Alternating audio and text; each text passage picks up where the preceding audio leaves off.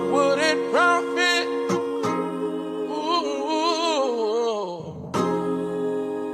profit a man to gain this world, lose his soul. No, it ain't worth it. It ain't worth it. Yeah. The fire is lit, here come the smoke. Bishop brother is on, here come the hope. On the real, oh yeah, this on the real.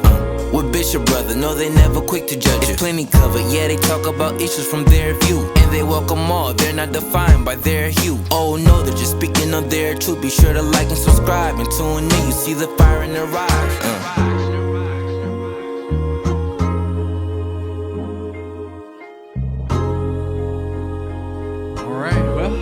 Back to On the Real with Bishop Brothers. I'm here with my co-host Aaron. I'm Bishop John, and you're stuck with us for at least 34 minutes. So, but we appreciate y'all stopping by. If you could, if you're listening on Spotify or if you're checking us out on YouTube, just give us that subscribe, that like, that 5 stars. Leave a comment. Let us know how we did, or if you have questions about the things we cover. We'll be more than happy to answer them. We have specific shows where we answer comments and questions. So. And we just, I'm not sure when this will come out. This will probably come out sometime near Christmas. But we have at this point, you know, it's early September. We've started our lives on YouTube. You should be able to see those every other week or so in tandem with our recorded stuff. But without further ado, how are you doing today, Bishop? Doing great. Yeah, good conversation, good live, and yep. You know, it's all about building up our following and getting people engaged because we had a good conversation. I think was needed. Yeah, I thought so. We got a good one coming up here with this one too. We really do. So you know, we kind of bounce all over the place. We try to keep things within a theological perspective. And today, I don't think you can get more theological or have as many different theological concepts or perceptions as when I say the word tithing. Mm-hmm. I think people, man, I mean, sometimes you can't even. I mean, we did a summit. I don't know, 3 years ago now. Probably 3 years ago, where tithing was one of the big conversations that we had here in this building. And I mean, we even in that group of people, and for the most part, we all probably agree fundamentally, theologically, foundationally, but we couldn't even agree on what to call it: tithing, offering, and then all the different. I mean, it's probably one of the biggest conversations. I thought it was going to be a small thing we were going to talk about, and it ended up going over an hour. So, very interesting topic. A lot of different opinions on it. We're going to give you our take on it, and so that's where we're at with that. Well, yeah, anytime, I don't care what sphere, church, theological sphere, your local union dues, work, church, political, which you call change from tithes to taxes. Anytime you talk about this thing called money, it's going to have serious passions. Yeah, I mean that just sounded. And when before it was money, it was animal, whatever system you want to call it. Now we call it money, but then they systems that it came from was used different things. It wasn't an actual dollar bill or a coin. It was products and goods, services. But anytime you talk about money, passions rise. Think about it this way. Divorce, first marriage divorces are about 67% in this country right now. You are more likely to get divorced from your first spouse than you are to not get divorced. And when they did a study and they asked people, why'd you get divorced? Well over 50% of the time, money, right? So anytime we're talking about money, it's going to be a sensitive subject. And on top of that, you want to go in this sphere, when election year, most people vote their pocketbook. That's a fact. Yeah. I mean, most people vote their pocketbook. Yeah, if absolutely. the economy is good, if my taxes are down, if the gas is down, I'm spending. That's how we think. A lot of things wrong on this thing called money. Absolutely. A lot of things. And I think before we really get into it, I think it's a fair thing to say. I mean, both of us have pastored churches, have been in church leadership in some way, shape, or form for long periods of time. For me, 10, 11 years. For you, a little bit longer. In a capitalist society, money is necessary for ministry. I don't think someone's got to keep these lights on. Oh, yeah. Someone's got to pay for this building, right? And in some cases where the church isn't as blessed to have a retired pastor, right? In some cases, the pastor has to eat. Right. And, I've never been against the pastor having money to eat or having a little walking around money to take mama out to the, to the show. Like, I have no issue with pastors making money, but how that money is collected and why that money is collected and the tactics that are used to collect that money, I think is where we start to have a problem. Yeah. I think that's the problem. Yeah.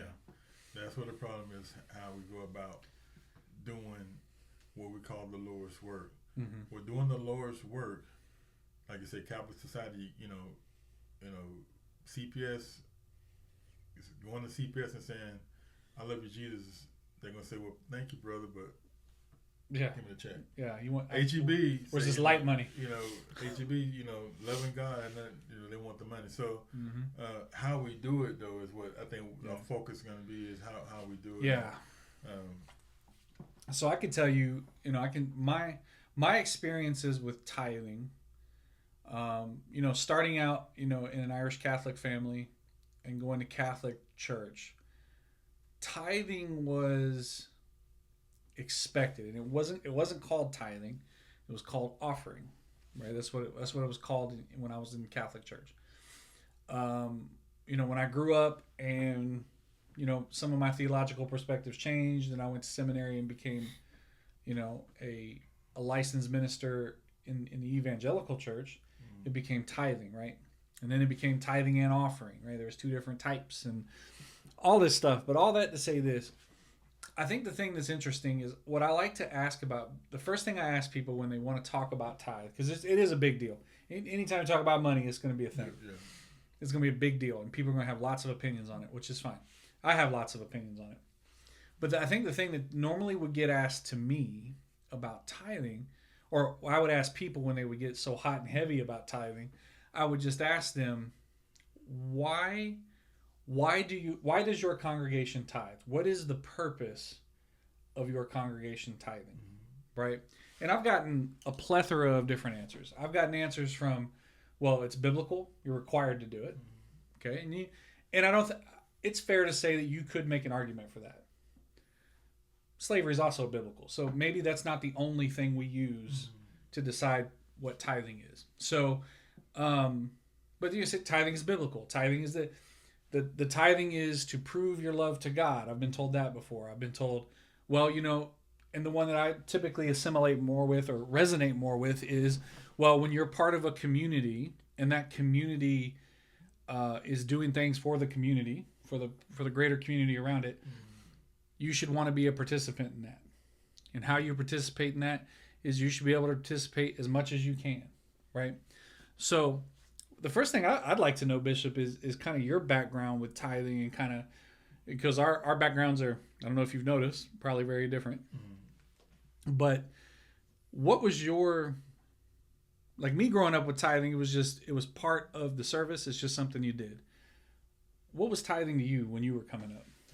The problem with the advertising is, from my history, it's used in a very domineering, guilt,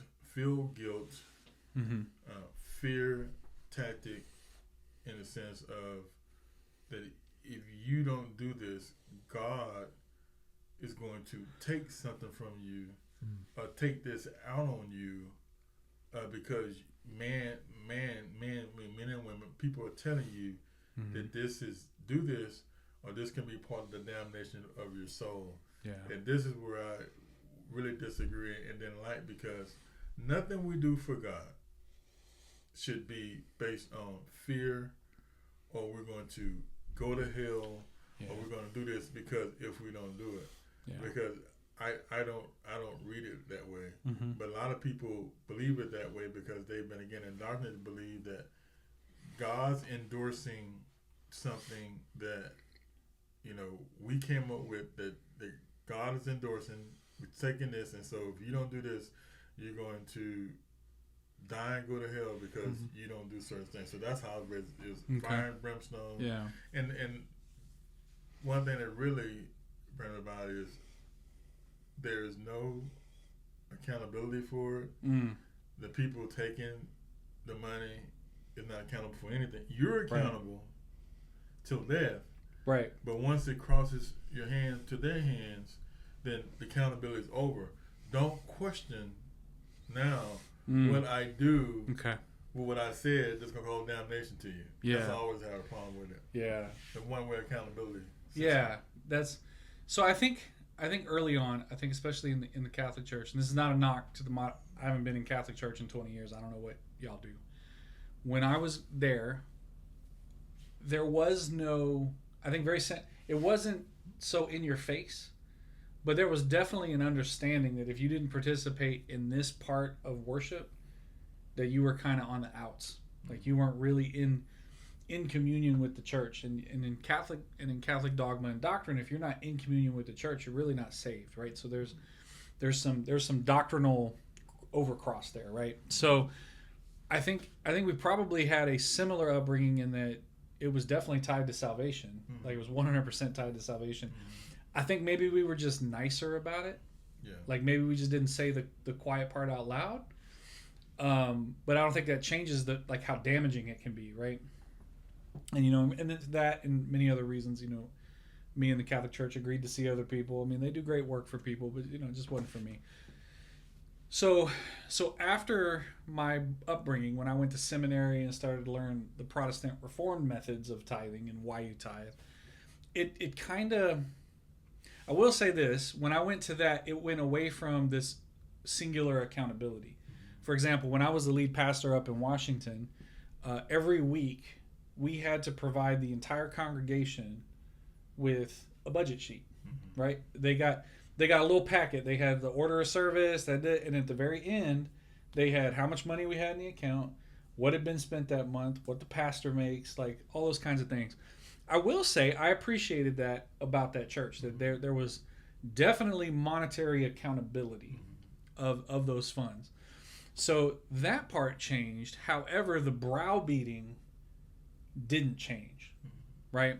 And it kind of got away from salvation, like you weren't going to go to hell if you didn't tithe, because I think a lot of pastors in the early aughts, the early 2000s, started to understand, like, we're scaring people, like people are going to stop coming to church, like we can't, the internet is a thing now, we can't really scare people into giving the money.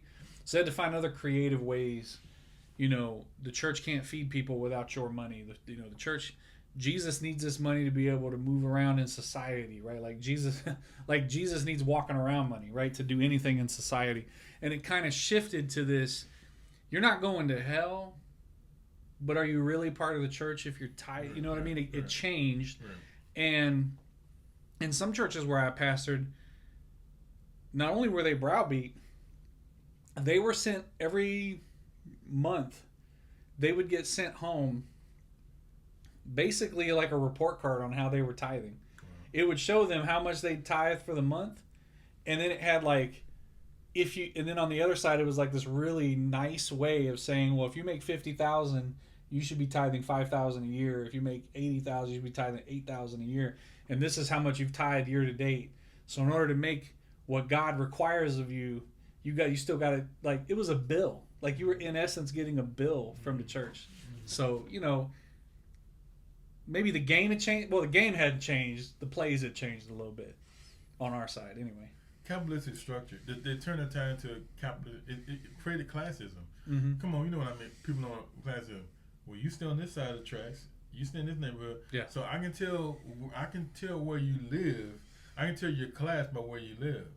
No matter at the Dominion or the Woodlands in Houston or Beverly Hills out there in LA. Yeah. I'm down here on Compton. I'm down here on the South Side. I'm down here on this side. So the church creates tithe classism. Yeah. Where you do a little bit because it wrapped itself in capitalism. Well, the Bible, when it was written in capitalism. Yeah. It wasn't written in a capitalist society. It's written under monarchy and imperialism. And when you look at this situation, you got to look at it from a point of view is. It all goes back to your heart. Won't you just simply say, this is what we need to run the church. Mm-hmm. This is what we do. And put your weight in as you can put your weight in. Yeah. But see, that doesn't drive. it's all about a capitalist society uses bloodthirsty fear tactics to push people to give because they want to live beyond their means, not to run the ministry. Right. Tithes and offerings to me is to run the ministry. Part of running the ministry is having the lights on. Part of running the ministry is having a food pantry. Doing this is what you do. But part of running and taking care of the pastors, as you said.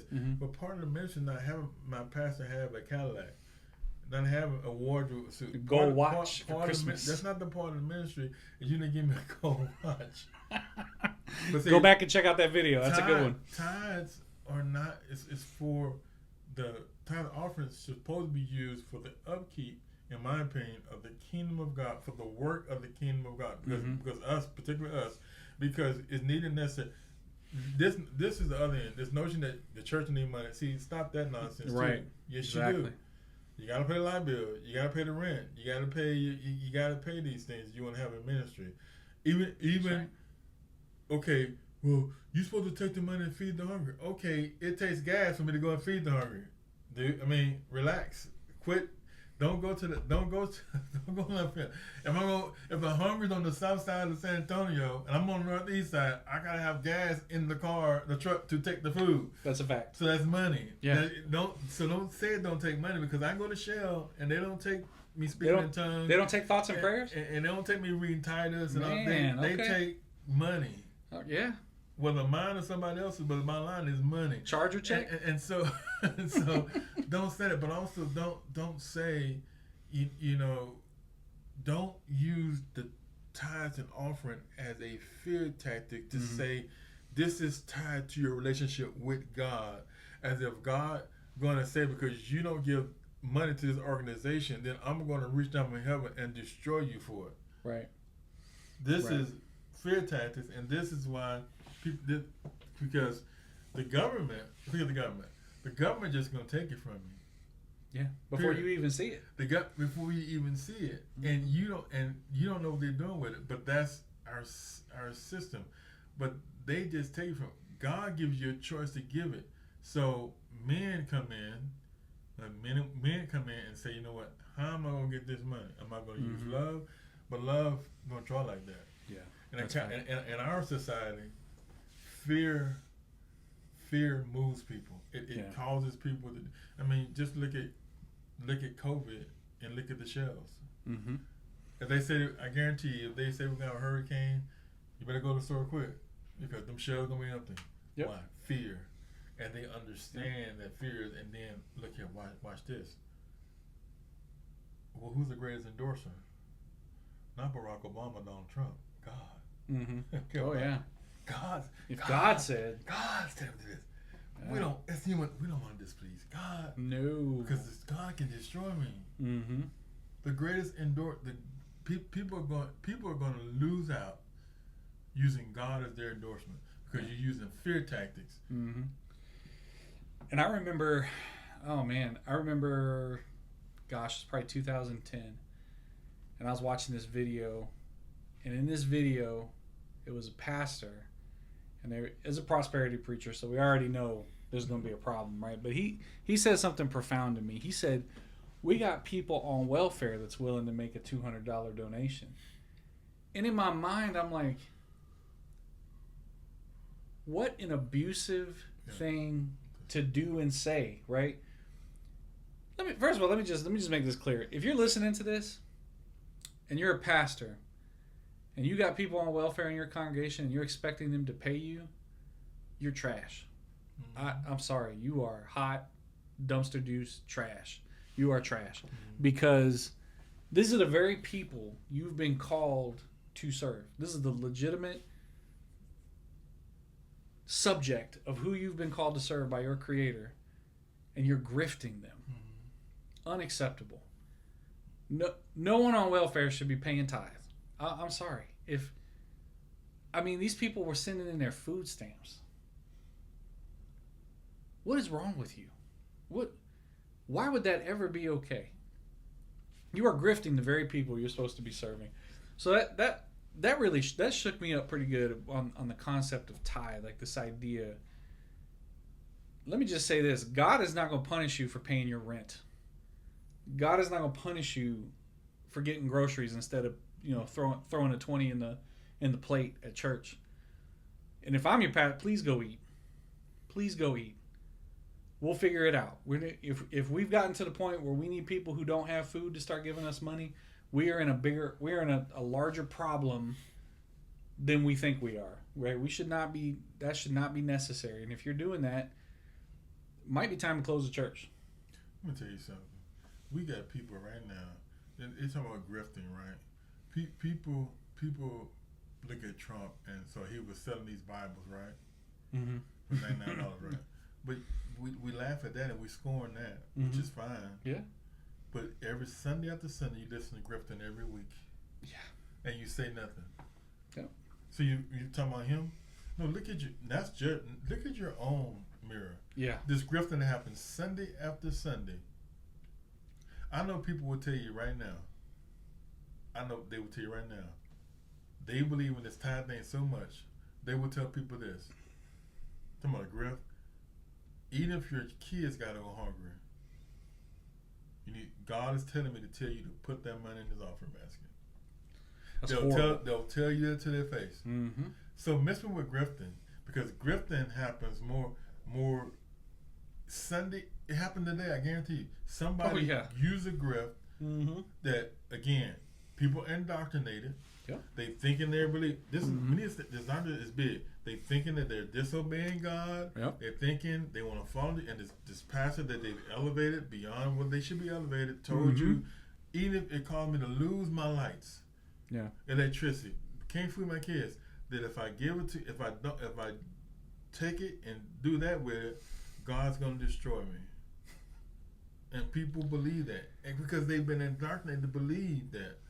We're nothing but we radicalize people and indoctrinate people to all belief, and they don't have the ability because they've been told not to look to use their own imagination. Say, you know what? Fundamentally, if you think about that, think about even animals. Even in even animal kingdom, they protect their children, their offspring. Mm-hmm. That violates nature. Yeah, I brought these kids in the world, and I can't feed them. Because some man told me that God says I'm gonna get destroyed if I don't feed my kid. That violates the very then who's gonna feed? They can't feed themselves. Yeah. They can't humanly feed themselves. So who's gonna provide them food? And I would just like to point out the same person in the pulpit's telling you don't feed those kids, pay me my money, is the same person that's telling you, well, you can't have a choice if you get pregnant. Yeah. I mean, you have to have this kid, but you better not feed him if you don't got my money. Like, what kind of trash answer is that? This is the same person. They play this game every Sunday. I know. I've sat there. I've sat under these people. Yeah. Like this happens daily. No, this is grift. Yeah. This is taking the word of God, and you got nothing but grifters. They're using the word of God for the manipulating people, closing people's minds up, indoctrinating people, using God as their endorser to get people to do things that violate the very nature of responsibility. Yeah. And it's heartbreaking to see. And we this is the saddest thing. We tell people, well, not we. I don't tell people. I know you don't tell people this, but I have to say we because these are Christians. Yeah. Like I said in the last live, we got to own them. Yeah. These are our people, whether we want to accept that or not. These are Christians. They're claiming Christ. Mm-hmm. So we got to deal with it, right? These people will tell these people, we will push them. We're supposed to be liberating these people, and we are pushing them farther into chains as we take their money, and now they owe CPS. Well, that's what I have to. CPS is the electric company down here, not Child Protective Services. You owe the electric company money. You owe the water bill. You owe the trash bill. You owe the mortgage. We have, dare I say, economically enslaved people to the state, to the electric company, for what? So I can have my gold watch for Christmas, so we can get an extra cross on the building for the building fund, so that we can cut the grass around the church. I get the need for money when you are running an organization, any nonprofit organization. The world may run on Dunkin', but nonprofits run on money. You know what I mean? So I completely understand. But when you use fear to convince someone, because they're already thinking, I have a crappy life on this side of the veil. I don't want to die and have a worse life. I'll just have all the crappy life here. When in reality, they don't need to have a crappy life here. We don't need to take their money. You tell me there's no one else in the church that can cut the grass? You can't go out there and cut the grass? You gotta pay somebody to do it? You can't, you know what I mean? I mean, you fixed the AC in here. Mm. You didn't do like 3 extra ties, pass the plate a couple more times, and we're just gonna keep passing the plate until we get this money? Because that's what people do. I've seen it. I've watched it happen. Right? So why are we're supposed to be Dr. Cohn talked about the liberating gospel. If it's not liberating, it's not the gospel. Well, I'm here to tell you, if your tithe, if the way you run tithe in your church is enslaving people, then you're not preaching the gospel. You may think you are. Yeah. You may be saying the same words or using the same verses that we're using, but you're not preaching the gospel. And you just run a grip. If people aren't doing it based on freedom, love, giving it out of their heart, then you are just using them for your own grip. Mm-hmm. And ability. They have to have the ability to do it. And the notion that you tie God to some man-made thing called money, mm-hmm. to his issuance of blessings. This notion that they did it, selling blessings and selling what indulgences, selling God's stuff. I mean, what are we doing? That's what we've become. Yeah, it's absolutely ridiculous. So, all that to say this, people out there in the YouTube, TikTok, and Spotify sphere, if your tithe is putting chains on people, you're not liberating people. Mm-hmm. So, it's just something to consider. And just to use the excuse, well, tithing is biblical. Well, so is slavery. So is abuse. I mean, some of those things were authorized in the Bible. So you got to do a little more homework. You got to do a little more than that.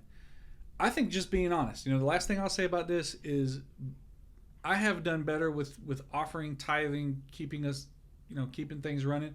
Just being honest. Hey, we want to. I remember up in Bremerton, there's this place called the Coffee Oasis, and if you've never heard of it, donate to it. It's an amazing it's for homeless youth, and they run like 3 different coffee shops out in the Bremerton area.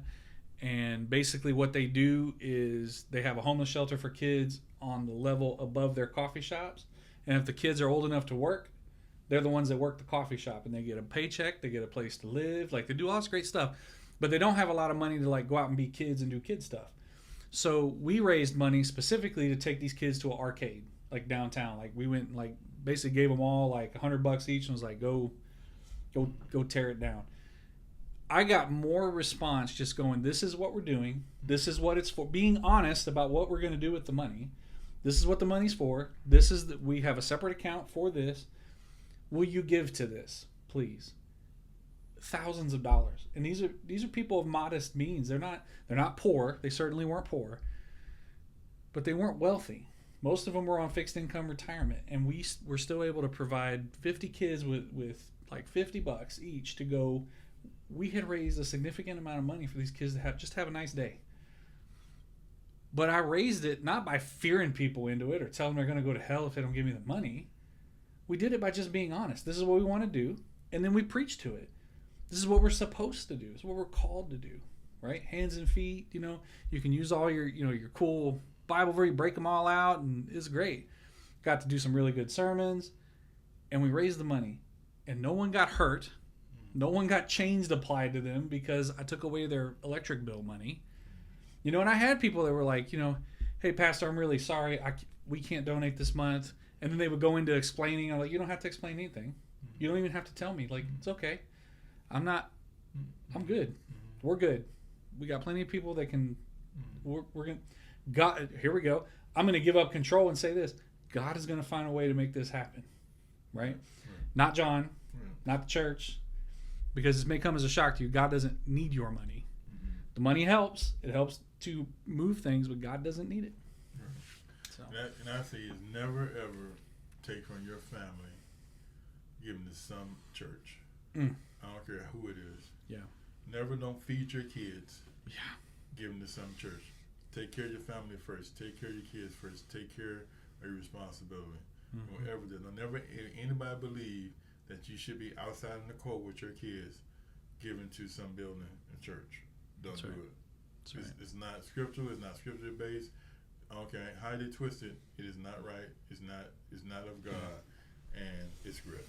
Yep, absolutely. Absolutely. All right. Well, thanks you guys for tuning in today. We really appreciate it. If you liked what you heard, if you didn't like what you heard, definitely leave a comment. But if you liked what you heard, leave a comment.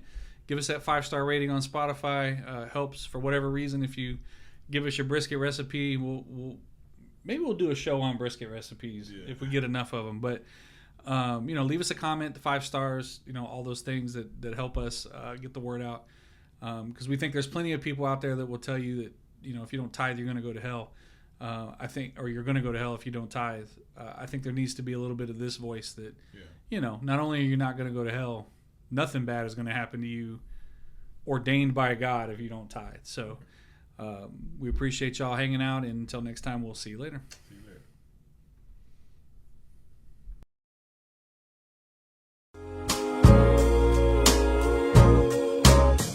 On the real, oh yeah, this on the real. On the real, oh yeah, this on the real. You know the deal, oh yeah, you know